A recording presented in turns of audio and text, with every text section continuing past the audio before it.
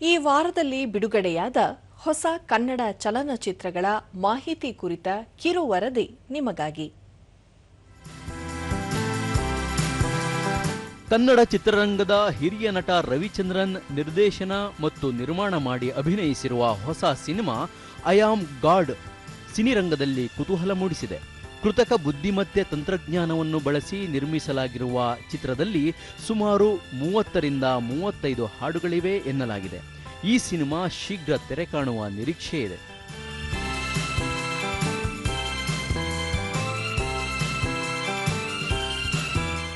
ಚಂದನವನದಲ್ಲಿ ವಾರದಿಂದ ವಾರಕ್ಕೆ ಬಿಡುಗಡೆಯಾಗುತ್ತಿರುವ ಸಿನಿಮಾಗಳು ಹೆಚ್ಚಾಗಿವೆ.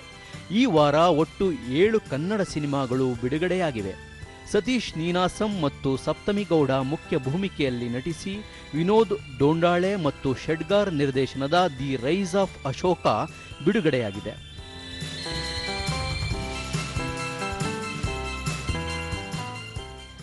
ತುಳುನಾಡಿನ ಕಂಬಳದ ರೋಚಕ ಕಥಾನಕ ಹೊಂದಿರುವ ರಾಜೇಂದ್ರ ಸಿಂಗ್ ಬಾಬು ನಿರ್ದೇಶನದ ಮತ್ತೊಂದು ಹೊಸ ಸಿನಿಮಾ ವೀರಕಂಬಳ ವೀಕ್ಷಕರನ್ನು ಸೆಳೆಯುವ ನಿರೀಕ್ಷೆ ಇದೆ. ಇದರಲ್ಲಿ ಧರ್ಮಸ್ಥಳದ ಧರ್ಮಾಧಿಕಾರಿ ವೀರೇಂದ್ರ ಹೆಗಡೆ ಅವರು ವಿಶೇಷ ಪಾತ್ರದಲ್ಲಿ ನಟಿಸಿದ್ದಾರೆ. ನಟರಾದ ಆದಿತ್ಯ, ಪ್ರಕಾಶ್ ರಾಜ್, ರವಿಶಂಕರ್ ಪ್ರಮುಖ ಪಾತ್ರದಲ್ಲಿ ಕಾಣಿಸಿಕೊಂಡಿದ್ದಾರೆ.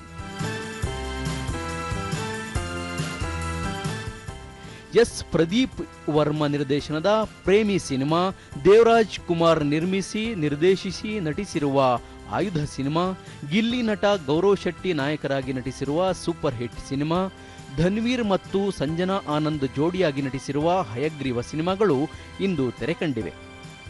ಬಿಡುಗಡೆಯಾಗಿರುವ ಎಲ್ಲ ಹೊಸ ಸಿನಿಮಾಗಳು ಸಿನಿಪ್ರಿಯರನ್ನು ಆಕರ್ಷಿಸಲಿವೆ ಎಂಬ ನಿರೀಕ್ಷೆ ಇದೆ.